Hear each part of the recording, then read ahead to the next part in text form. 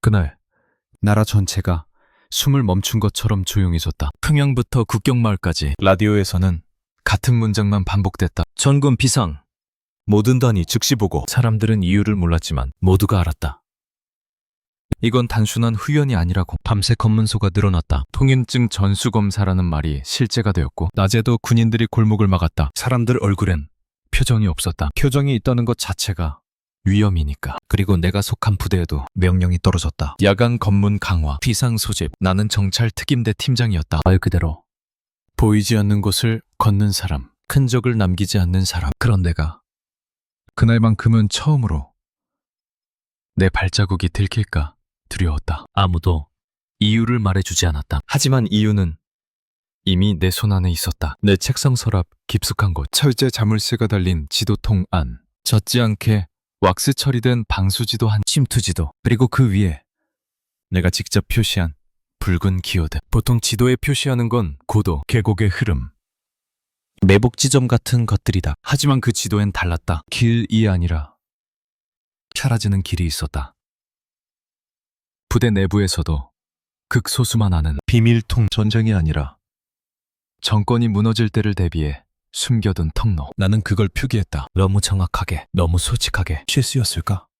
아니면 내 안에서 이미 무언가가 무너지고 있었던 걸까? 그날 오후 보웨이브 합동조가 우리 부대에 들어왔다. 그들은 부대 정문에서부터 눈빛이 달랐다. 사람을 찾는 눈이 아니라 흔적을 지우는 눈이었다. 나는 그들의 발소리를 들었다. 군화가 바닥을 치는 리듬이 평소 훈련 때와 달랐다. 사람을 데려가겠다. 그 말이 내 귀에 꽂히는 순간 몸이 먼저 반응했다. 가슴이 싸늘해졌다. 입안이 말랐다. 심장이 천천히, 그러나 확실하게 무너졌다. 나는 질문을 스스로에게 던졌다. 왜 지금 이 타이밍인가? 왜 하필 전국 비상까지 만들었나? 누가 무엇을 잃어버렸길래? 그리고 마지막 질문, 가장 무서운 질문. 그들이 찾는 게 나인가? 나는 내 손을 바라봤다. 지도 위에 남겨진 작은 붉은 표시 하나가 마치 피처럼 떠올랐다. 그 표시가 뜻하는 건 단순한 통로가 아니었다. 그건 내 생명이 붙잡힌 고리였다. 밖에서는 확성기가 울렸다. 검열, 세포, 이동 제한. 사람들은 집 안으로 숨고 군인들은 거리로 나왔다. 나는 그날 밤 결심을 하지 않았다. 결심은 이미 끝난 것이었다. 그저 시간이 내 결심을 따라오지 못하고 있었을 뿐. 내가 정말 묻고 싶은 건 하나였다. 그 지도는 어떻게 새어나갔나? 그리고 그 비밀 통로는 지금 어디를 향하고 있나? 그날의 비상 이전으로 돌아가면 내 삶은 겉으로는 단단히 정리된 사람처럼 보였을 것이다. 정찰 특임대 팀장, 실적, 신뢰, 문제없는 간부. 아침이면 나는 항상 같은 순서로 몸을 움직였다. 먼저 창문을 열지 않는다. 대신 귀부터 연다. 복도에서 나는 발소리, 물 끓는 소리, 누군가의 기침. 특임대는 어디서든 소리로 먼저 살아남는다. 그 습관은 집에서도 그대로였다. 부대 관사에서 나가면 통로 입구에 붉은 글씨로 붙어있는 구호가 보였다. 사상, 충성, 경계. 글씨가 낡아도 그 의미는 낡지 않았다. 나는 늘 그 앞을 지나며 아무 표정도 만들지 않았다. 표정이 흔들리면 누군가의 눈이 먼저 흔들린다. 나에게도 가족이 있었다. 아내는 말수가 적었고 내가 군복을 벗어 걸 때마다 그 옷에 무게를 같이 내려놓는 사람처럼 보였다. 우린 서로에게 많은 걸 묻지 않았다. 여기서는 묻는 것이 위험하고 대답하는 것은 더 위험했다. 아이도 있었다. 그 아이는 내가 문을 열고 들어오는 순간부터 내 얼굴을 살폈다. 아버지가 어느 날 갑자기 없어질 수 있다는 걸. 아이들은 어른보다 먼저 알아챈다. 나는 그 눈빛을 볼 때마다 가슴이 한 번씩 눌렸다. 부대에선 모든 것이 규칙이었다. 출입은 통행증, 이동은 복, 사람과 사람 사이의 대화도 어디까지 말해도 되는지 선이 있었다. 그 선을 넘으면 그날은 무사히 넘어가도 언젠가는 돌아온다. 그게 여기의 방식이었다. 나는 매주 한 번 정찰 장비 점검을 직접 했다. 팀장은 몸으로 확인해야 한다. 야전용 나침반의 바늘이 조금이라도 흔들리면 그건 불량이 아니라 죽음이다. 지도 케이스에 방수 고무 패킹이 삭으면 그것도 결국 죽음이다. 그러니까 내가 가장 많이 만지는 물건은 총도 칼도 아니었다. 지도였다. 특히 침투지. 종이 위에 찍힌 선 하나가 사람을 살리고 사람을 버렸다. 그 지도는 아무에게나 주어지지 않는다. 수령의 이름보다 먼저 내려오는 문서처럼 취급됐다. 내가 지도에 표시를 할 때는 규칙이 있었다. 연필은 금지, 펜도 금지. 오직 지정된 붉은 색연필. 그리고 표시 후에는 특수 코팅액을 발라 흔적을 봉인한다. 나만 아는 손동작이 있었다. 표시를 할 때 손목을 너무 세게 꺾지 않는 것. 지도가 찢어질 수 있으니까. 찢어지는 건 종이가 아니라 내 목숨이. 표모는 늘 그렇게 만들어진다. 간단한 규칙, 반복되는 루틴, 그리고 그 안에 숨겨진 숨막힘. 통제는 생활 속에 박혀 있었다. 예를 들어 식량 배급소. 줄은 늘 길었고 줄의 끝이 보이지 않게 배치됐다. 사람들이 얼마나 부족한지 서로 비교하지 못하게. 그날도 아내는 배급표를 품에 놓고 아무 말 없이 줄을 섰다. 나는 멀리서 그 모습을 한 번만 봤다. 한 번만. 괜히 두 번 보면 감정이 남는다.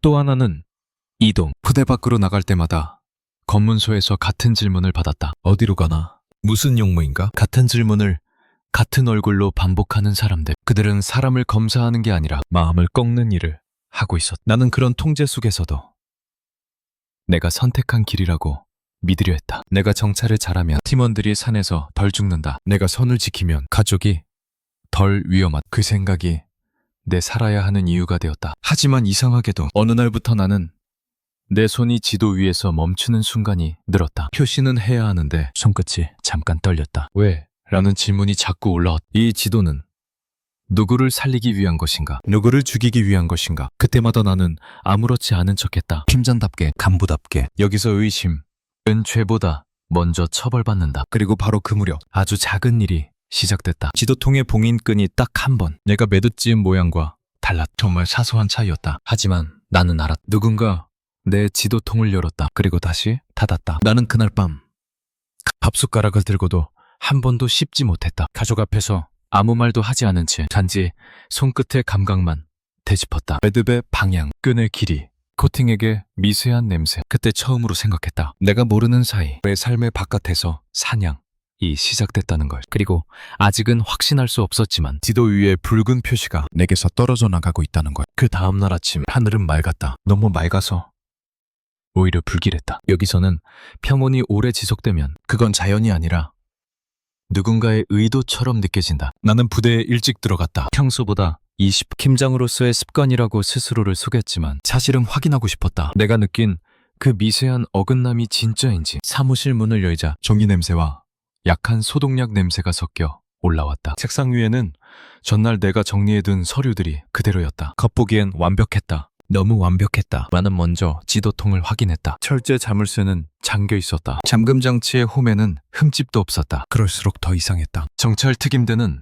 도어락보다 사람의 손을 믿는다. 잠겨있다는 건 증거가 아니다. 열렸던 적이 없다는 뜻이 아니다. 나는 지도통을 책상 밑으로 끌어내렸다. 단 한 가지 방법으로만 확인할 수 있었다. 내가 펜소 쓰지 않는 방법. 그래서 더 위험한 방법. 지도통의 봉인 코팅. 그 표면에 손가락을 아주 가볍게 문질렀다. 코팅이 경화된 결이 일정하면 정상이다. 하지만 그날은 결이 아주 미세하게 끊겨 있었다. 눈으로는 절대 보이지 않는 정도. 그러나 손끝은 거짓말을 하지 않았다. 누군가 열었다. 그리고 다시 봉인했. 그 순간 몸에서 열이 빠져나갔다. 정찰병의 공포는 소리 지르지 않는다. 피가 차갑게 식어버린다. 숨이 얕아지고 주변 소리가 갑자기 선명해진다. 나는 책상 뒤에 서서 복도에서 지나가는 발소리까지 하나하나 셌다. 그때 문이 열렸다. 후임 소대장이 고개를 내밀었다. 팀장 동지, 오늘 오전 훈련 계획 확인받으러 왔습니다. 그는 내 얼굴을 보다가 잠깐 멈췄다. 내가 평소보다 말을 늦게 했기 때문인지 아니면 내가 숨을 덜 쉬고 있었기 때문인지 나는 표정을 바로잡았다. 올려놔.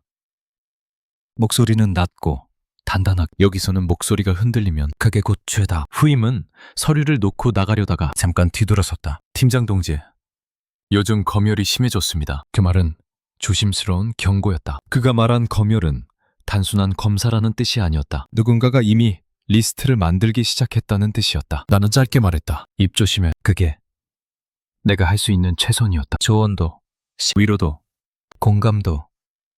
여기서는 모두 위험하다. 후임이 나가고 다시 문이 닫히는 순간 내가 가장 두려워하던 생각이 스며들었다. 그렇다면 왜 지금 내 지도였나? 왜 하필 내가 표시한 침투 지도였나? 내 머릿속에는 몇 개의 장면이 겹쳐졌다. 야전 훈련 때 지도 위를 손가락으로 따라가며 팀원들에게 지형을 설명하던 순간 보웨이브 참관관이 뒤쪽에서 조용히 서 있던 모습. 그 사람의 눈빛. 너무 조용해서 더 날카로운 눈빛. 그동안 나는 늘 이렇게 믿었다. 나는 시스템 안에서 필요한 사람이라. 정찰 특임대 팀장은 늘 필요하니까. 필요한 사람은 쉽게 버리지 않으니까. 하지만 이 나라에서 필요란 그 사람을 살린다는 뜻이 아니다. 그 사람을 쓰고 버릴 준비가 되어 있다는 뜻이. 점심시간. 나는 식당에 가지 않았다. 밥을 먹으면 얼굴 근육이 풀린다. 얼굴이 풀림, 감정이 드러난다. 오늘은 감정이 드러나면 안 되는 날이었다. 대신 작은 창고로 들어가 장비를 점검하는 척했다. 무전기, 야간 투시경, 방수포. 모든 물건이 제자리에 있어. 그러다 무전기의 배터리 슬롯을 열었을 때 내 손이 멈췄다. 슬롯 안쪽 아주 얇은 흑연 자국. 누군가 억지로 열었다가 다시 닫았을 때만 남는 흔적. 부대에서 이 장비를 만질 수 있는 사람은 많지 않았다. 그리고 장비를 만질 수 있는 사람 중에서 굳이 이런 방식으로 흔적을 남기는 사람은 더 적었다. 나는 깨달았다. 지도만이 아니다. 내 주변 전체가 조용히 흔들리고 있었다. 그때 복도 끝에서 두 사람의 목소리가 들렸다. 딱 두 마디. 명단 그쪽으로 내려갔대. 그럼 오늘 안에 잡아야지. 나는 그 문장을 들은 척하지 않았다. 들었다는 사실조차 나를 죽일 수 있으니까. 하지만 심장이 말했다. 오늘부터 나는 더 이상 그들 편이 아니다. 나는 창고 안 어둠 속에서 아주 천천히 숨을 내쉬었다. 그리고 속으로 물었다. 내가 찍힌 걸까? 그날 저녁 부대 안의 공기가 바뀌었다. 눈에 보이지는 않지만 몸이 먼저 안다. 마치 누군가가 문을 닫고 방 안에 산소를 줄여버린 것처럼. 사람들이 말을 아꼈고 웃음이 사라졌다. 그 침묵은 훈련이 아니라 경고였다.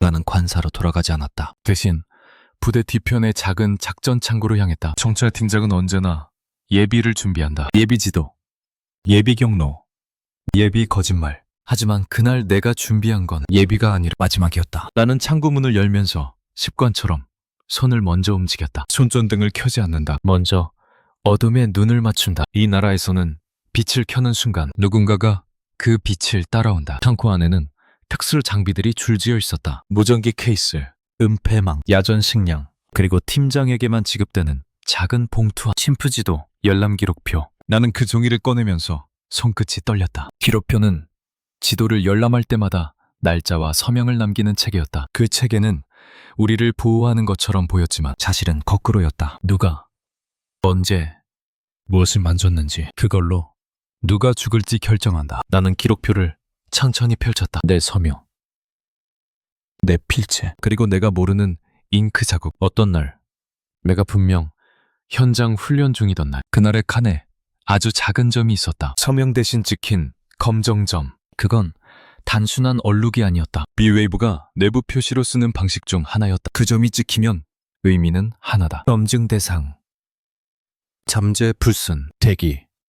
그 순간 내 안에서 무언가가 딱 하고 풀어졌다. 나는 더 이상 상황을 의심할 필요가 없었다. 이건 추측이 아니라 절차였다. 시스템이 나를 향해 돌아가는 절차. 그리고 그 절차는 한번 돌아가기 시작하면 멈추지 않는다. 특임대 팀장은 잘한다. 추적은 결국 좁혀지고 숨는 곳은 줄어들고 마지막엔 자기 입으로 자기 죄를 말하게 된다. 나는 관사로 가는 길목에서 걸음을 멈췄다. 어두운 골목 끝 가로등 아래 군인이 서 있었다. 그가 담배를 피우는 척하면서 계속 내 쪽을 보고 있었다. 눈이 마주치자 그는 고개를 아주 조금 숙였다. 인사 같았지만 인사가 아니었다. 보고 있다는 신호였다. 그때부터 나는 확실히 알았다. 부대의 문은 이미 닫혔다. 나만 모르게, 아니 나만 늦게 알게. 집에 들어가면 아내가 나를 기다리고 있을 것이다. 아이도 있을 것이다. 하지만 오늘 내가 집에 들어가는 순간 그 집은 더 이상 집이 아니라 증거가 된다. 내 말 한마디가 그들을 엮는다. 내 표정 하나가 그들을 끌고 간다. 나는 문 앞에서 몇 초를 멈췄다. 도 손잡이를 잡지 못했다. 손잡이는 차갑지 않았다. 그런데 내 손이 얼어붙었다. 내가 이 문을 열면 다시는 닫을 수 없겠구나. 그때 안에서 아이 웃음소리가 들렸다. 짧은 웃음.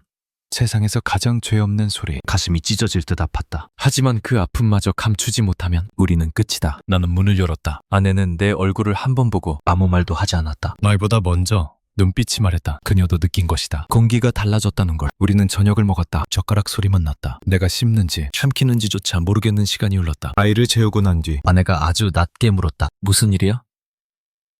나는 딱 한마디만 했다. 당분간 아무도 집에 들이지 마. 그녀는 더 묻지 않았다. 묻는 순간 둘 다 위험해진다. 그 대신 그녀는 내 외투 주머니에 조용히 손을 넣어 작은 천 조각을 꺼냈다. 그 안에는 쌀 몇 줌과 약간의 돈, 그리고 내 신분증 사본. 그녀는 처음부터 준비하고 있었다. 내가 모르는 사이에 그 사실이 나를 더 아프게 했다. 그 밤 나는 잠을 자지 않았다. 침대에 누워도 눈이 감기지 않았다. 문 밖에서 발소리가 나면 심장이 먼저 뛰었다. 벽 너머에서 무전 소리가 들리면 숨이 멎었다. 그리고 새벽이 될 무렵 나는 결정했다. 더 이상 기다리면 선택권은 사라진다. 내가 움직이지 않으면 그들이 움직인다. 내가 나가지 않으면 가족이 먼저 끌려간다. 나는 어둠 속에서 손을 뻗어 침투 지도의 위치를 떠올렸다. 지도 위에 붉은 표시. 그 표시가 이제는 내가 살아남을 수 있는 유일한 길이었다. 밖은 조용했다. 너무 조용해서 더 무서웠다. 나는 속으로 되뇌었다. 문이 닫혔다면 나는 다른 문을 찾아야 한다. 다음 날부터 세상은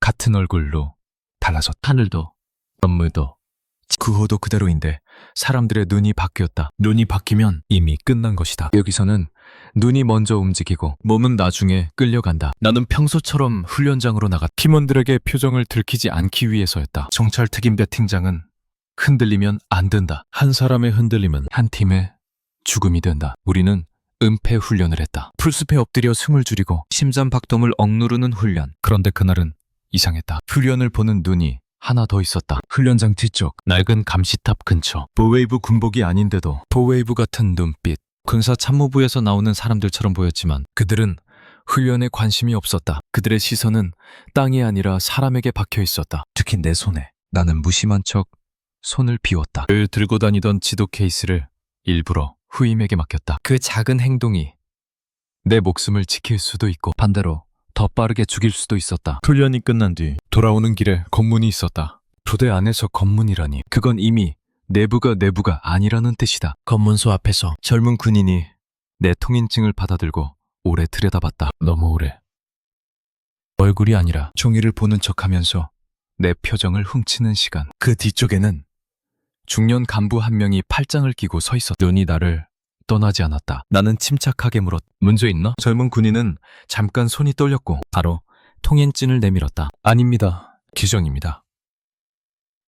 그 말이 가장 위험했다. 규정이라는 말은 누군가의 명령이 이미 위에서 내려왔다는 뜻이다. 나는 돌아서면서 뒤에 시선을 느꼈다. 정찰병은 뒤를 보지 않고도 뒤를 본다. 그날 나는 확신했다. 그들은 이미 나를 잡으려는 것이 아니라 내가 어디로 움직이는지 기록하고 있었다. 관사로 돌아오자 문 앞에 낯선 신발 자국이 있었다. 눈이 많이 오던 날도 아닌데 마치 젖은 흙이 찍힌 듯한 흔적. 우리 가족은 그런 흙을 밟을 곳이 없다. 부대 안은 콘크리트다. 나는 손잡이를 잡기 전에 한 번 숨을 멈췄다. 문을 열면 오늘부터 내 집은 현장이 된다. 안으로 들어가니 아내가 말했다. 오늘 아침에 사람이 왔다 갔어. 그냥은 일부러 단어를 선택하지 않았다. 여기서는 어떤 단어를 쓰느냐가 증거가 된다. 그저 사람. 뭐라고 했어? 내 목소리는 평소보다 낮았다. 당신 어디 있는지 물었어. 집에 자주 있냐고. 그녀는 내 눈을 피하지 않았다. 겁이 없어서가 아니라 이미 겁을 다 써버린 얼굴이었다. 아이 방을 본 책상이 살짝 어긋나 있었다.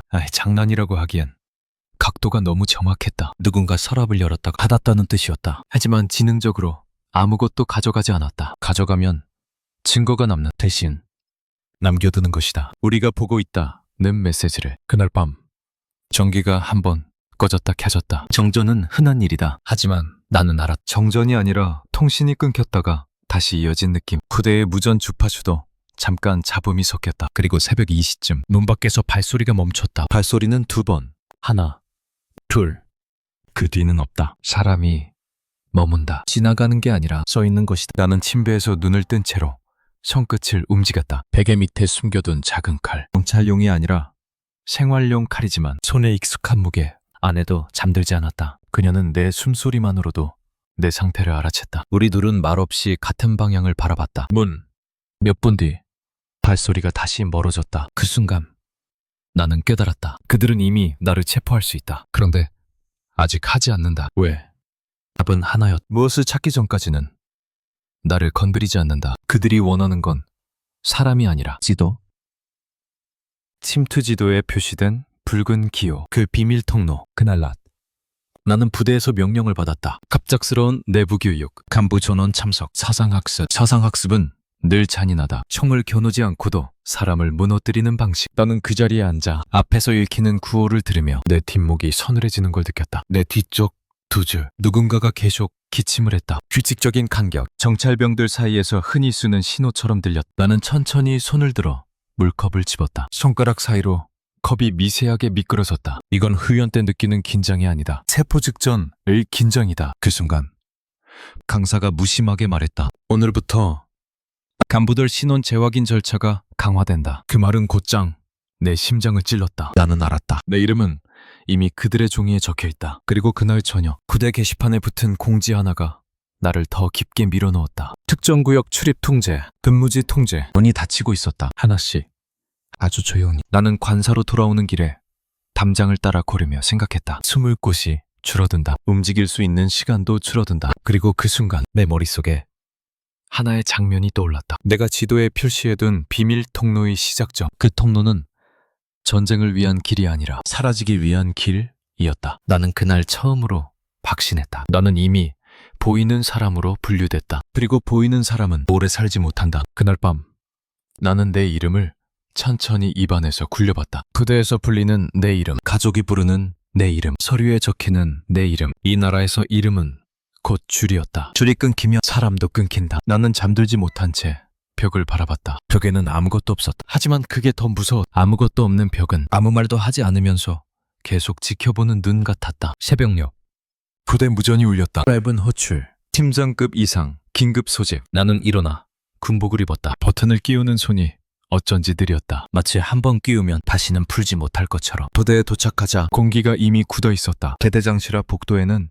간부들이 줄지어 서 있었다. 아무도 눈을 마주치지 않았다. 어느 순간부터 우리는 서로가 서로의 위험이 됐다. 문이 열렸고 제대장은 입을 열었다. 부대 내부 자료가 유출되었다. 그 한 문장이 전부였다. 뒤는 설명이 아니었다. 모든 지도, 기록, 전수조사, 모든 간부 신문. 오늘부터 외부 연락 금지. 외부 연락 금지. 그 말은 곧 가족도 외부가 된다는 뜻이다. 나는 의자에 앉아 대대장의 목소리를 들으며 손끝을 꽉 쥐었다. 그 순간 모웨이브 요원이 들어왔다. 부대 군복을 입었지만 어깨선이 달랐다. 정찰병은 그런 걸 먼저 본다. 그 요원은 서류 한 장을 들고 있었다. 그리고 그 서류의 가장 위에 익숙한 도장이 찍혀 있었다. 정찰특임대 작전자료.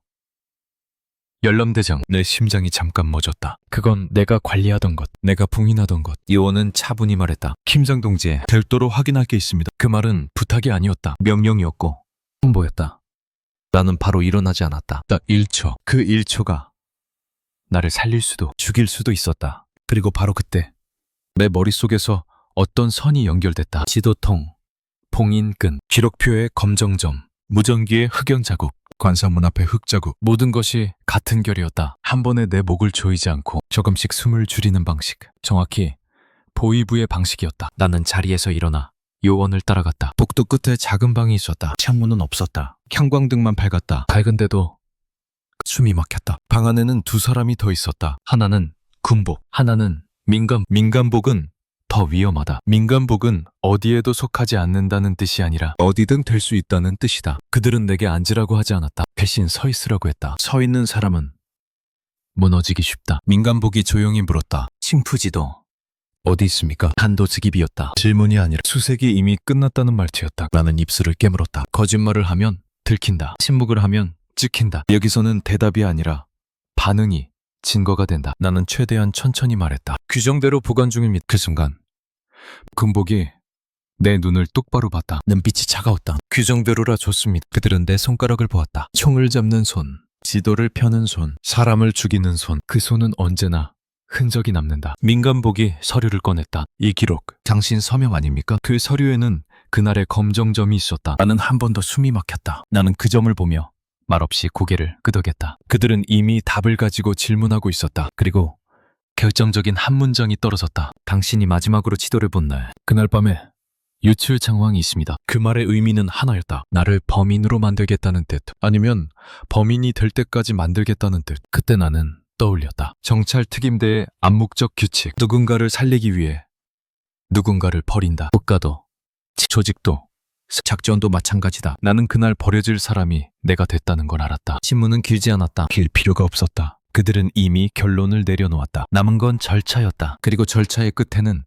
늘 하나가 있었다. 격리, 연행, 그리고 사라짐. 방에서 나왔을 때 복도 끝에서 내 후임 소대장이 나를 바라보고 있었다. 그의 얼굴이 하얗게 질려 있었다. 그는 나에게 다가오지 못했다. 다가오면 같이 죽는다. 나는 그 눈빛을 보고 깨달았다. 이제 나는 혼자다. 공식적으로도 비공식적으로도. 부대로 돌아가자마자 나는 팀원들을 불렀다. 오늘부터 내가 직접 장비 관리한다. 그 말은 지시처럼 들렸겠지만 사실은 방어였다. 그날 저녁 나는 집으로 돌아오지 않았다. 돌아가면 끝이다. 집은 그들이 가장 먼저 칠 곳이다. 가족이 나를 배신하지 않더라도 그들은 가족을 이용한다. 나는 부대의 야전 창고에서 밤을 보냈다. 추운 바닥에 앉아 담요를 덮고 무전기를 끄고 숨만 쉬었다. 그리고 그 어둠 속에 아주 작은 넘침이 일어났다. 나도 모르게 손이 떨려 스톰을 떨어뜨렸다. 물소리가 났다. 딱 그 정도 소리. 그 소리가 내 귀에는 총성처럼 크게 들렸다. 나는 그 자리에서 몸이 굳었다. 지금 누가 들었을까? 지금 누가 오고 있을까? 내 숨이 거칠어졌다. 손끝이 차가워졌다. 그리고 그 순간 내 안에 무언가가 결론을 내렸다. 더 이상 잘하면 살아남는다는 시대가 끝났다. 여기서는 잘할수록 더 빨리 죽는다. 더 많이 할수록 더 빨리 지워진다. 나는 무릎 위에 손을 올리고 조용히 결심했다. 지도를 빼내야 한다. 그들의 손에 들어가기 전 내 손으로. 그리고 한 가지 더. 이제는 도망치고 싶어서가 아니었다. 도망치지 않으면 나는 죽고 가족도 죽는다. 나는 그날 밤 내 인생에서 처음으로 스스로에게 이렇게 말했다. 나는 이미 시스템에서 잘려나갔다. 그날부터 나는 숨을 쉬는 방법부터 다시 배웠다. 숨을 크게 쉬면 들킨, 숨을 얕게 쉬면 무너진다. 정찰병은 늘 그 사이에서 산다. 나는 부대 안에서 정상인 척했다. 정상인 척하는 게 가장 어려웠다. 눈을 오래 깜빡이지 말 것, 말을 빠르게 하지 말 것, 불필요한 친절을 보이지 말 것. 보웨이브는 갑자기 달라진 사람을 가장 먼저 잡는다. 하지만 내 안에서는 이미 전쟁이 시작된 상태였다. 지도는 빼내야 했다. 심프 지도는 종이 한 장이 아니라 나를 죽일 칼이었고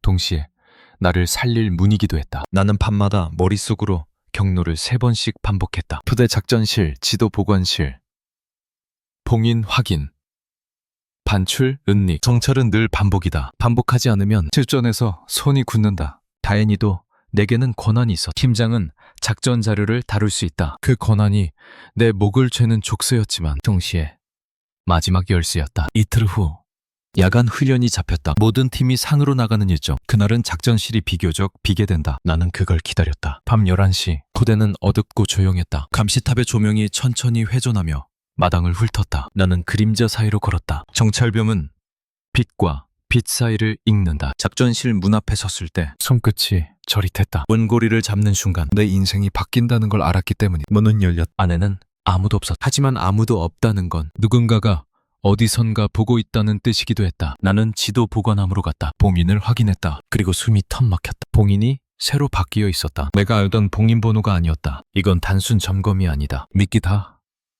그 순간 내 뒤에서 아주 조용한 소리가 났다. 구두굽이 바닥을 긁는 소리. 나는 돌아보지 않았다. 돌아보면 끝이다. 낮게 익숙한 목소리가 들렸다. 팀장 동지의 부임 소대장이었다. 그는 손에 작은 종이봉투를 들고 있었다. 눈빛이 흔들렸다. 그 눈빛은 두 종류다. 살리고 싶은 사람의 눈 혹은 팔아야 하는 사람의 눈. 나는 짧게 말했다. 왜 여기 있어? 그는 한 발 다가오며 속삭였다. 지금 보이부가 팀장 동지를 노리고 있습니다. 그 말은 경고처럼 들렸다. 하지만 나는 정찰병이었다. 나는 그의 숨을 들었다. 숨이 너무 빠르다. 거짓말을 하는 사람은 숨을 조절하지 못한다. 그가 봉투를 내밀었다. 이거 보관하셔야 합니다. 누가 볼까? 봉투 안에는 얇은 종이가 있었다. 작전실 출입 기록 4본. 그리고 그 4본에는 내 이름 옆에 붉은 체크 표시가 있었다. 나는 얼어붙었다. 붉은 체크는 의미가 하나였다. 즉시 연행 대상. 그런데 이상했다. 이 4본은 후임이 절대 구할 수 있는 게 아니다. 그는 어디서 이걸 얻었지? 나는 조용히 물었다. 누가 줬어? 그는 잠깐 망설였고 그 짧은 망설임이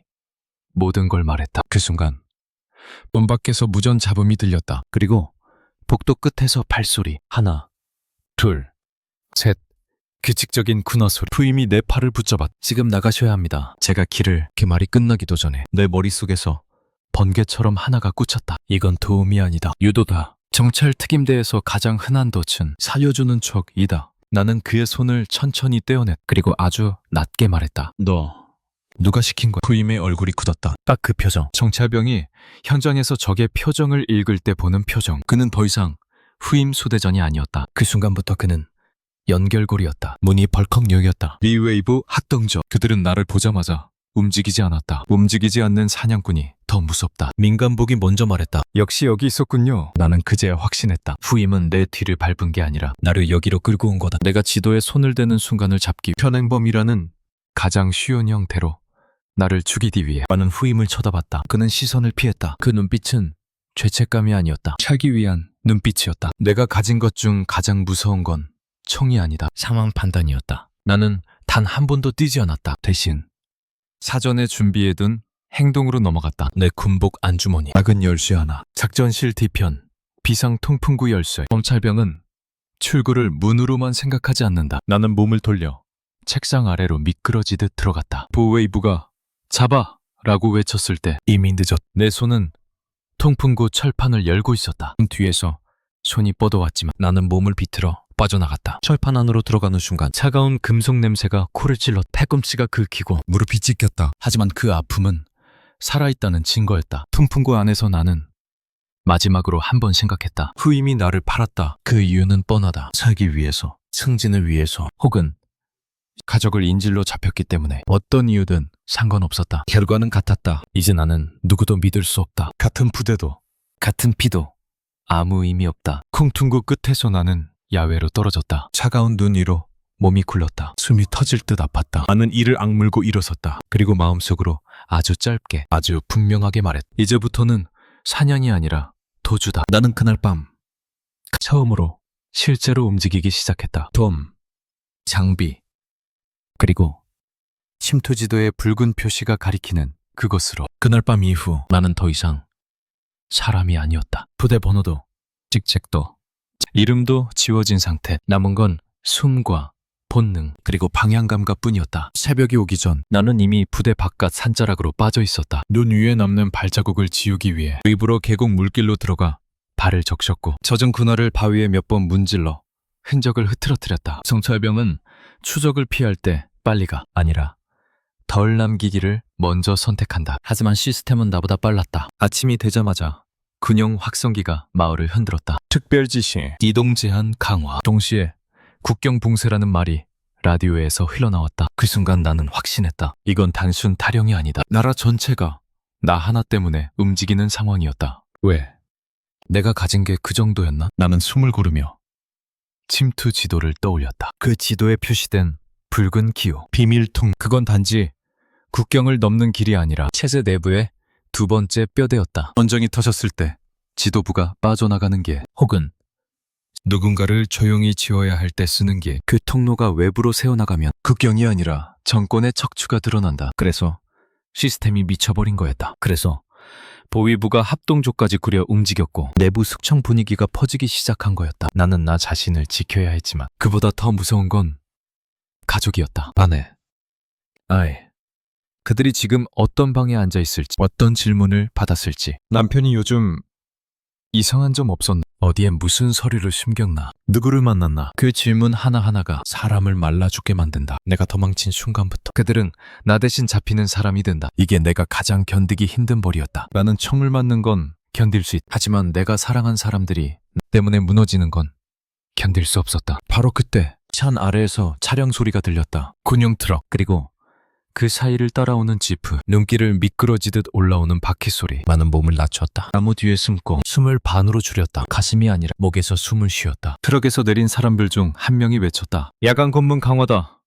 계곡 쪽부터 쓸어. 목소리는 군인이었지만 말투는 보위부였다. 그 말이 내 심장을 다시 눌렀다. 그들은 내가 어떤 사람인지 알고 있었. 정찰 특임대 팀장, 산을 아는 사람, 흔적을 지우는 사람. 그러니까 그들은 일반 추적을 하지 않았다. 지형을 봉쇄하고 사람을 흩뿌려 산을 망으로 만들었다. 나는 그제야 깨달았다. 내가 준 비밀은 종이 한 장이 아니라 국가의 비명줄이었다. 그리고 그 비밀의 진짜 의미가 내 안에서 터져나왔다. 내가 표시한 그 통로에는 표시만 있는 게 아니었다. 그 지점에는 보급 창고가 붙어있고 통로 안쪽에는 암호 변경 시스템이 연결돼 있었다. 그 암호가 바뀌면 경계부대의 출입 코드까지 함께 바뀐다. 그건 곧 국경 방어 자체가 다른 손으로 넘어갈 수도 있다는 의미였다. 그래서 그들은 통신 차단까지 했다. 그래서 기록 삭제 명령이 내려갔다. 그래서 오늘 아침 이미 내 부대 내부에서도 누군가가 사라졌을 것이다. 나는 그 사실이 너무 무서워 잠깐 웃음이 나올 뻔했다. 내가 도망친 게 아니라 나는 국가의 가장 민감한 신경을 건드린 것이었다. 그리고 그때 머릿속에 하나의 장면이 스쳤다. 작전실에서 나를 팔았던 후임, 그의 흔들리던 눈. 그가 혼자 그런 선택을 했을, 아니, 누군가 그를 이용했을 것이다. 그리고 그 누군가는 이미 더 위다. 이건 개인 사건이 아니라 체계적 제거였다. 나는 희생양이었고 그들은 나를 범인으로 만들고 국가가 단결했다는 증거로 삼으려 했던 거다. 그렇다면 선택은 하나였다. 내가 살아남으려면 내가 가진 비밀을 무기로 바꿔야 한다. 숨겨진 통로, 표시된 지점, 그리고 그걸 찾으려는 시스템의 광기. 그 광기를 역이용하지 않으면 나는 어디서든 잡힌다. 잡히는 순간 끝이 아니다. 끝은 내 가족에게 온다. 나는 눈 속에서 손을 꽉 쥐었다. 손톱이 손바닥을 찔렀다. 그 통증이 나를 현실로 끌어왔다. 지금부터는 내가 선택한다. 그날 나는 드디어 분명히 알았다. 내가 남한으로 가려는 이유는 단지 자유가 아니었다. 살아남기 위해서도 복수하기 위해서도 아니었다. 내가 남한으로 가야 하는 이유는 이 비밀이 시스템의 손에 다시 들어가는 순간 내 가족의 삶도 내 팀원들의 목숨도 그리고 나라는 이름의 거대한 기계도 끝까지 나를 잡아먹을 것이기 때문이었다. 나는 눈을 감고 아주 짧게 중얼거렸다. 이제 진짜 시작이다. 내가 산속에서 하루를 넘긴 뒤 내 몸은 이미 내 것이 아니었다. 배고픔보다 먼저 오는 건 갈증이었다. 발바닥은 감각이 둔해졌고 허벅지 안쪽은 슬림으로 뜨거웠다. 하지만 나는 멈출 수 없었다. 멈추는 순간 나는 발견이 된다. 해가 지기 전에 나는 첫 번째 목표 지점에 도착해야 했다. 침투 지도에 표시된 붉은 기호 중 하나. 사람들은 그걸 통로라고 부르지만 실은 통로 자체보다 더 중요한 게 붙어 있었다. 표기 3대 껌. 정찰 특임대 내부에서만 쓰는 구분법. 그 의미는 단순했다. 통로 진입 전 대기 지점, 표스, 물전 닉. 내가 직접 표시한 자리였다. 그러니까 내가 직접 갈 수밖에 없는 자리였다. 하지만 거기에는 함정이 있을 수도 있었다. 보호의부는 나를 잡기 위해 내가 반드시 갈 곳을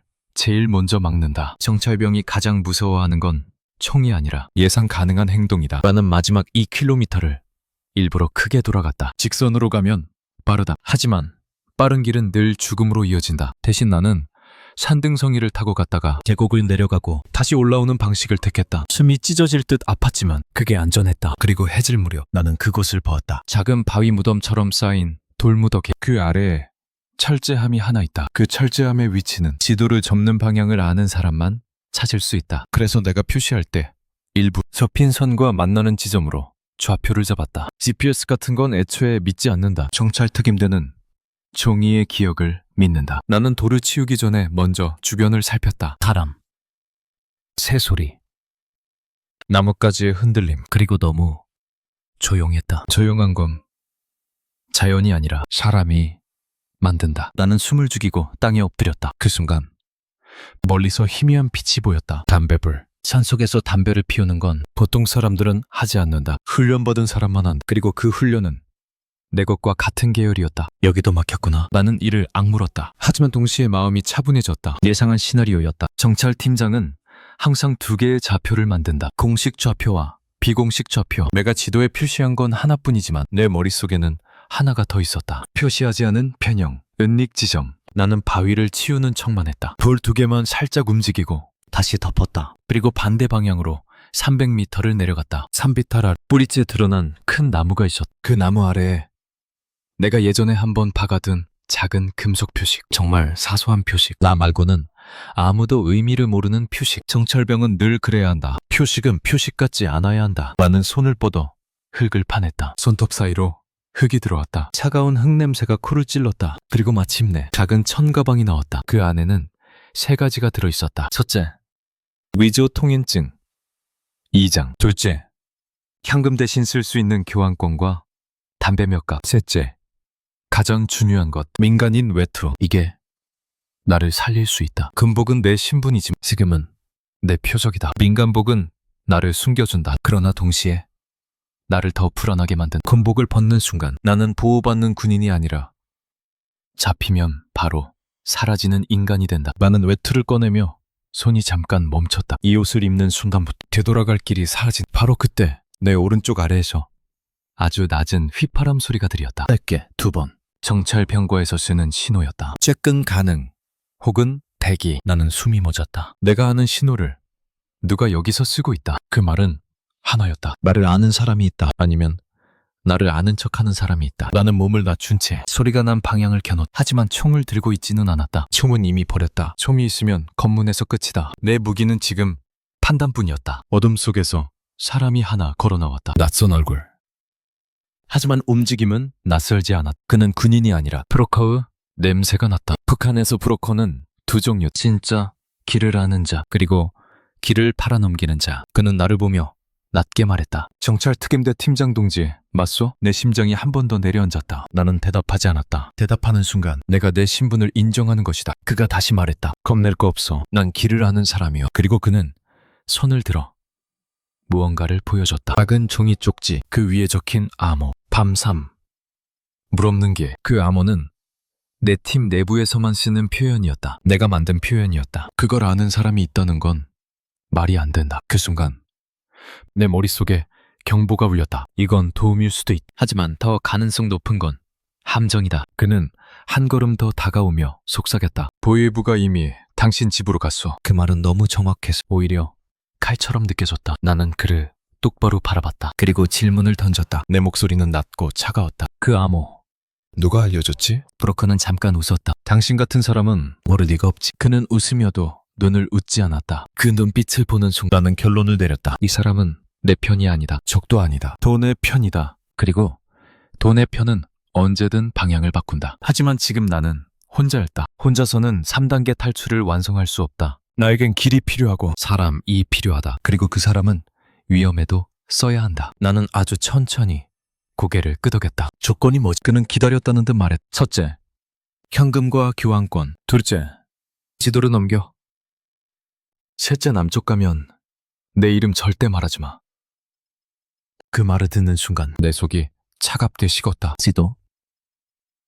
역시 그들은 결국 그걸 원한다. 나는 지금 당장 그를 죽이고 싶었다. 하지만 죽이면 길이 사라진다. 그리고 더 큰 문제가 생긴다. 사람 하나 죽으면 산이 흔들린 그 흔들림 속에서 나는 절대 살아남을 수 없다. 나는 숨을 들이마셨다. 그리고 말했다. 지도는 없다. 대신 내가 아는 좌표가 있다. 브로커의 눈이 반짝였다. 욕심이 움직이는 그 순간 나는 확신했다. 이 거래는 내 생명을 위한 것이 아니라 내 영혼을 깎아내는 거래다. 하지만 선택지가 없었다. 나는 그에게 마지막으로 조건을 걸었다. 첫 번째 이동은 오늘 밤 3시.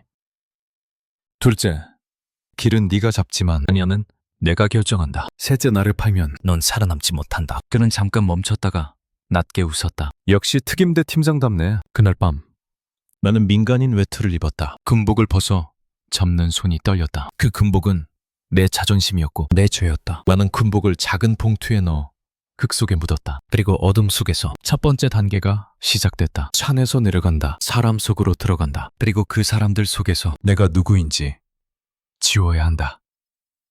하지만 마지막 순간 브로커가 내게 작은 천조각을 건넸다. 그 안에는 낡은 지도 조각이 있었다. 거기에는 내가 절대 표시하지 않았던 선이 그어져 있었다. 그 선을 보는 순간 내 심장이 얼어붙었다. 누가 내 지도보다 먼저 길을 만들었지? 그날 밤 내 계획은 시작되었지만 그 시작부터 이미 흔들리고 있었다. 밤은 길었다. 그리고 그 밤은 이상할 정도로 천천히 흘렀다. 마치 시간이 일부러 나를 붙잡고 늘어지는 것처럼. 나는 브로커와 함께 산 아래 작은 마을 가장자리로 내려왔다. 불빛이 있는 곳에 가까워질수록 숨이 더 막혔다. 정찰병에게 불빛은 안전이 아니라 노출이. 그런데도 내려갈 수밖에 없었다. 산속에서 오래 버티면 결국 굶어 죽건 흔적이 남아 잡힌다. 브로커는 내가 걷는 소리를 듣고 말했다. 발 뒤꿈치부터 내려놓지 마. 그 소리 멀리 퍼져. 나는 속으로 비웃었다. 그가 날 가르치려 하는 게 아니라 내가 정말 도망자가 됐다는 사실을 확인시켜주는 것 같았다. 우리는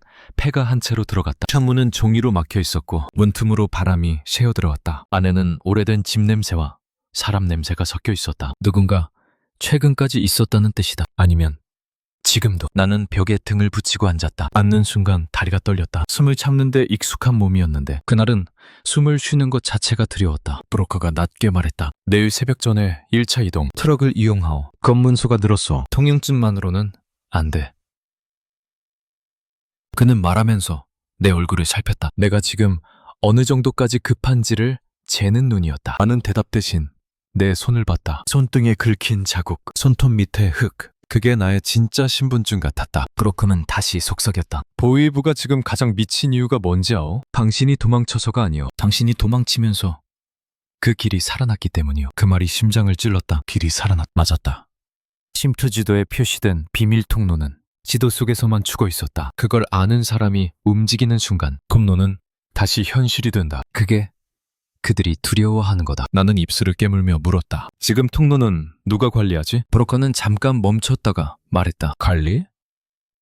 그런 말은 남쪽에서나 쓰는 말이오. 여긴 소유자만 있지. 그 한마디가 모든 걸 바꿨. 나는 그제야 알았다. 내가 단순히 국경을 넘으려는 게 아니라 어떤 사람들의 소유물, 그 체제의 숨구멍을 건드린 거라는 걸. 밤 1시쯤 밖에서 발소리가 들렸다. 멀리서.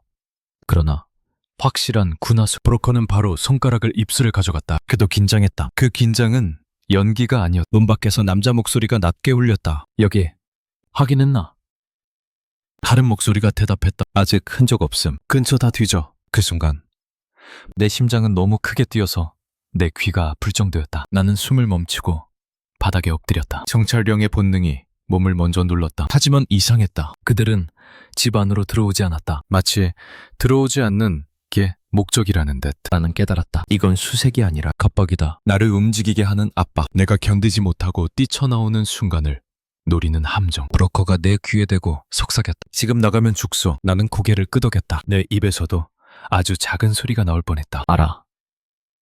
그날 밤 나는 처음으로 생각했다. 혹시 브로커가 진짜로 내 편일 수도 있다는 생각. 하지만 동시에 더 무서운 생각도 들었다. 브로커가 내 편인 척하면서 나를 가장 좋은 값에 팔려고 준비 중일 수도 있다. 어느 쪽이든 나는 혼자다. 시간이 더 흘렀다. 3시가 가까워졌다. 브로커가 나에게 작은 첨봉틀을 던졌다. 안에는 새 통행증이 있었다. 그리고 작은 종이 쪽지. 말 한마디 하지 마. 고개 숙이고 오른손은 항상 주머니 안. 나는 그 문장을 보는 순간 어쩐지 구역질이 올라왔다. 내가 사람을 죽이러 갈 때는 이런 지시를 받은 적이 없다. 그때는 오히려 심장이 편했다. 내가 누구인지 알고 있었으니까. 하지만 지금 나는 내가 누구인지 지워야 살 수 있다. 문을 나서기 직전 나는 마지막으로 폐가 안을 둘러봤다. 찢어진 벽지, 먼지, 낡은 바닥, 그리고 그 속에 앉아있는 나. 경찰 특임대 팀장이라는 이름이 너무 멀어 보였다. 브로커가 말했다. 지금 가오. 그 말은 출발이 아니라 절단이었다.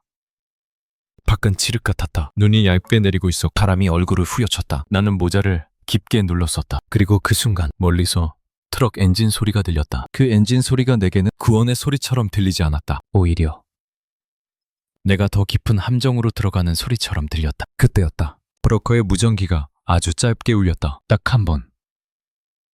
끊긴 신호. 그런 무전은 두 가지뿐이다. 시작 혹은 자박. 나는 숨을 삼켰다. 그리고 본능이 속삭였다. 지금 가야 한다. 트럭 짐칸은 차가웠다. 차가운 게 아니라 살아있는, 사람을 싫어하는 금속 같았다. 나는 짐칸 구석에 몸을 붙이고 앉아 숨을 최대한 줄였다. 머리 위로 덮인 천막이 바람에 들썩일 때마다 심장이 같이 들썩였다. 브로커는 내 앞에 앉아 있었다. 얼굴을 보이지 않게 모자를 깊게 눌러 쓴 채 계속 귀를 기울였다. 그가 진짜 두려워하는 연기하는지 이제는 구분할 힘도 없었다. 1차 이동, 산에서 마을까지. 이건 끝났다. 이제 2차 이동, 검문소를 통과해서 다음 지역으로 몸을 옮겨야 한다. 그 다음 3차 이동해서 비밀 통로가 연결된 지점으로 들어간다. 머릿속에서만 3번, 4번 되뇌었던 단계. 이제는 실제 살과 피로 치러야 하는 단계가 됐다. 트럭이 멈췄다. 밖에서 누군가의 고함이 들렸다. 통행증, 그리고 선전등 불빛이 천막 틈으로 들어왔다. 나는 고개를 더 숙였다. 오른손은 주머니 안. 손가락 끝이 떨리면 안 된다. 떨림은 죄다. 브로커가 먼저 짐칸을 열고 내려갔다. 그가 웃는 목소리로 말했다. 동무, 물자 운반이요. 급한 짓이라서.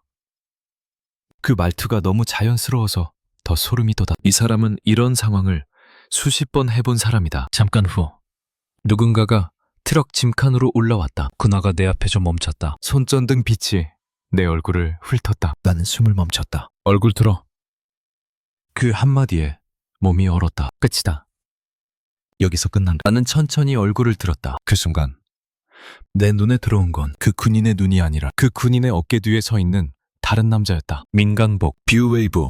그 남자는 나를 보자마자 아주 작게 입꼬리를 올렸다. 그 웃음은 확인이었다. 정답을 맞힌 사람의 웃음. 내 몸속에서 피가 빠져나갔다. 브로커가 나를 팔았다. 결국 그 순간 나는 선택했다. 생각은 늦다. 정찰병은 생각하기 전에 움직인다. 나는 주머니 안에 숨겨둔 얇은 철사 조각을 꺼냈다. 정찰 훈련 때 쓰는 간이 잠금 해제 철사. 정식 장비가 아니라 버릇처럼 몸에 지니던 것. 그리고 손전등이 다시 내 얼굴을 훑는 순간 나는 군인의 손목을 낚아채 꺾었다. 얇은 비명. 손전등이 바닥으로 떨어지며 빛이 흔들렸다. 그 1초 동안 나는 짐칸 밖으로 몸을 던졌다. 눈 위로 굴러떨어지며 어깨가 찢어질 듯 아팠지만 그 고통이 오히려 나를 살렸다. 뒤에서 총선이 울렸 탕! 바로 옆 눈더미가 타졌다. 나는 미친 듯이 달리지 않았다. 달리면 맞는다. 나는 지형으로 움직였다. 트럭 옆에 배수로 낮은 언덕. 그리고 어둠이 깊은 갈대밭. 갈대밭으로 몸을 숨긴 순간 숨이 찢어졌다. 가슴이 아니라 폐가 찢어지는 것 같았다. 하지만 나는 입을 막고 소리를 죽였다. 발소리가 가까워졌다. 저쪽이다. 포위해. 나는 알았다. 여기서 잡히면 끝이다. 나는 갈대 밑으로 선을 뻗어 젖은 흙을 쥐었다. 흙을 얼굴과 목에 문질렀다. 피냄새를 감추기 위해서였다. 짐승처럼 살아야 했다. 그때 멀리서 또 다른 소리가 들렸다. 물소리. 강. 지도에 있던 물 없는 길이라는 문구가 스쳤다. 나는 기어가듯 움직여 강 쪽으로 갔다. 하지만 강을 건너지 않았다. 강을 따라 걸었다. 강을 건너는 건 예측 가능한 선택이다. 나는 예측을 피해야 했다. 그리고 마침내 3차 이동의 입구에 도착했다. 비밀 통로로 이어지는 구간. 표식은 눈에 보이지 않았다. 하지만 나는 알았다. 바위에 새겨진 아주 작은 흠집. 3번 긁힌 듯한 자국. 여기다. 나는 바위 뒤로 들어가 손을 넣었다. 차가운 철문이 만져졌다. 숨겨진 출입구. 그 문을 여는 순간 나는 다시 한번 깨달았다. 이 통로는 탈북자를 위한 길이 아닌 권력자들이 자기 살 길을 위해 만든 길이다. 그러니까 더 무섭다. 누군가 이미 이곳을 지키고 있을 수도 있다. 문이 열리며 냄새가 올라왔다. 곰팡이와 기름 냄새. 오래된 금속의 숨. 나는 안으로 몸을 밀어넣었다. 그리고 뒤에서 총성이 또 울렸다. 이번에는 아주 가까웠다. 나는 문을 닫지 않았다. 닫으면 소리가 난다. 대신 몸을 깊숙이 숨겨 어둠과 하나가 되었다. 통로 안은 칠흑이었다. 앞도 뒤도 없다. 오직 습기와 차가움만 있다. 나는 한 걸음씩 손끝으로 벽을 더듬으며 전진했다. 발소리를 죽이고 숨소리를 죽이고 생각을 죽였다. 얼마나 걸었는지 모른다. 시간 감각이 끊겼다. 배고픔도 분포도 하나의 덩어리로 뭉쳐졌다. 그러다 저 멀리 아주 희미한 빛이 보였다. 바깥이다. 밖으로 나가는 출구. 그 빛을 보는 순간 눈물이 날 뻔했다. 살아서 빛을 본다는 게 이렇게 큰 일인지 몰랐다. 하지만 출구 앞에서 나는 멈췄다. 밖에서 들리는 소리가 있었다. 낯선 언어. 억양이 달랐다. 나는 귀를 기울였다. 그리고 그 순간 무릎이 풀렸다. 빨리. 이쪽이야. 남쪽 말투였다. 나는 출구 밖으로 몸을 던지듯 나갔다. 차가운 공기가 폐를 때렸고 눈이 시야를 가렸다. 어둠 속에서 누군가가 내 팔을 붙잡았다. 나는 반사적으로 몸을 비틀려 했지만 그들이 낮게 말했다. 괜찮아. 이제 끝났어. 끝났다는 말이 믿기지 않았다. 끝나지 않았다. 내 안에서 아직도 총성이 울리고 있었으니까. 나는 쓰러지듯 무릎을 꿇었다. 그리고 그때서야 알았다. 나는 살아서 넘어왔다. 하지만 아직 완전히 벗어난 건 아니다. 눈을 떴을 때 천장이 낯설었다. 흰색. 너무 흰색이라서 잠깐 눈이 아팠다. 턱안에서 흰색은 늘 더럽혀진 채로 존재했다. 하지만 여기는 달랐다. 흰색이 진짜 흰색이었다. 나는 내 몸을 움직이려 했지만 손끝이 말을 듣지 않았다. 팔에는 주사바늘 자국이 있었고 손목에는 얇은 붕대가 감겨 있었다. 옷도 달랐다. 군복도 민간복도 아닌 병원 옷. 옆에서 누군가 조용히 말했다. 눈 뜨셨네요. 한국말이었다. 억양이 부드러웠고 속도가 빨랐다. 나는 그 말이 이해되는 게 이상했다. 말을 알아듣는 순간 내 안의 긴장이 더 세게 튀어올랐다. 이제 정말 넘어온 게 맞나? 아니면 다른 함정인가? 나는 반사적으로 주변을 살폈다. 출구, 창문, 사람의 수. 정찰병의 습관은 여기서도 멈추지 않았다. 남자가 서류를 들고 다가왔다. 그의 표정은 차분했다. 하지만 그 차분함이 오히려 무서웠다. 북한에서 차분한 얼굴은 두 종류뿐이었다. 무서운 사람 혹은 무서움을 숨기는 사람. 성함이 어떻게 되십니까? 그 질문에 나는 목이 막혔다. 성함. 이 나라에서는 이름을 묻는 게 예의일지 몰라도 내게는 그게 첫 번째 신문처럼 느껴졌다. 나는 입을 열지 못해 대답하는 순간 다시 누군가의 종이에 적히는 것 같았다. 그 남자는 기다려줬다. 기다려주는 방식마저 낯설었다. 북한에서는 기다려주지 않는다. 북한에서는 기다려주는 척만 한다. 나는 겨우 입을 열었다. 김정. 말이 그렇게 나왔다. 내 이름이 아니라 직책. 나를 지켜준 마지막 껍데기. 남자가 잠깐 멈췄다가 고개를 아주 천천히 끄덕였다. 알겠습니다. 지금은 쉬셔야 합니다. 쉬어야 한다는 말을 들었을 때 나는 이상하게 숨이 더 가빠졌다. 쉬라는 말은 풀어도 된다는 뜻인데 나는 풀어본 적이 없었다. 며칠 뒤 나는 보호시설로 옮겨졌다. 창문이 크고 햇빛이 너무 많이 들어왔다. 햇빛이 들어오는데도 마음이 편하지 않았다. 햇빛이 많으면 보이는 것도 많아진다. 보이는 게 많아지면 불안도 많아진다. 처음 받은 밥은 따뜻했다. 따뜻한 밥을 먹는데 손이 떨렸다. 젓가락이 자꾸 떨어졌다. 나는 젓가락을 주우면서도 계속 문을 봤다. 누가 들어올까봐, 누가 나를 부를까봐. 그때 상담사가 조용히 물었다. 지금 제일 먼저 떠오르는 사람이 있으세요? 그 질문이 칼처럼 들어왔다. 나는 아무 말도 하지 못했다. 떠오르는 사람은 너무 많았고 그 사람들 중 누구도 여기로 올 수 없을 것 같았다. 내 팀원들, 그리고 나를 팔아넘겼던 후임의 얼굴까지. 나는 밤마다 같은 꿈을 꿨다. 통풍구, 어둠, 총성, 그리고 출구 앞에서 들리던 목소리. 빨리, 이쪽이야. 꿈에서도 나는 뛰지 못했다. 몸이 굳어 있었다. 정찰병이 아니라 잡힌 사람처럼. 하나원 교육이 시작되자 세상은 더 빠르게 다가왔다. 카드라는 게 있었다. 버스가 있었다. 사람들이 내 눈을 똑바로 보고 말하는 문화가 있었다. 그게 너무 낯설어서 나는 자꾸 고개를 숙였다. 한 번은 편의점에서 물을 사는데 계산대 직원이 웃으며 말했다. 봉투 필요하세요? 그 순간 나는 울 뻔했다. 북함에서는 봉투를 묻지 않는다. 있으면 주고 없으면 견딘다. 선택은 사치였다. 그렇게 작은 말 하나에도 가슴이 이상하게 울렸다. 나는 여기서 정상인이 되려면 너무 많은 것을 새로 배워야 했다. 그러던 어느 날 한 장의 종이를 받았다. 가족 확인 관련 절차. 나는 그 종이를 보고 한동안 숨을 쉬지 못했다. 내 손끝이 차가워졌다. 종이 위에 글자들이 하나씩 무너져 내리는 것 같았다. 가족. 나는 넘어왔지만 가족은 아직 넘어오지 못했다. 나는 그날 밤 침대에 앉아 오래도록 움직이지 않았다. 내가 가장 두려워하던 결론이 조용히 마음속에 도착했다. 나는 살아남았다. 그런데 그 대가를 누가 치르고 그 죄책감은 총알보다 깊었다. 총알은 몸을 뚫지만 죄책감은 시간을 뚫는다. 나는 어느 날 창문을 열고 밖을 바라봤다. 한국의 밤은 밝았다. 불빛이 많았다. 그런데 그 불빛 속에서도 나는 계속 그림자를 찾고 있었다. 누가 나를 보러 올까봐, 아직도 나를 잡으러 올까봐. 그때 내가 문득 깨달았다. 나는 국경을 넘었지만 내 안의 국경은 아직 넘지 못했다는 걸. 내가 진짜로 탈출해야 하는 곳은 북한 땅이 아니라 내 머릿속에 남아있는 검문소였다. 지금도 가끔 길을 걷다 뒤에서 발소리가 들리면 내 심장은 먼저 멈춘다. 몸이 먼저 굳는다. 그리고 몇 초 뒤에야 여긴 괜찮다는 사실을 떠올린. 나는 아직도 완전히 자유롭지 않다. 하지만 한 가지는 분명히 안다. 그날 흰 천장의 방에서 눈을 떴을 때 나는 다시 태어난 게 아니라 처음으로 살아남은 채로 살아가기를 시작했다는 걸. 그리고 언젠가 내가 잃어버린 이름을 다시 찾게 된다면 그때는 더 이상 팀장도 도망자도 아닌 그냥 한 사람으로 조용히 숨 쉴 수 있기를 바란다.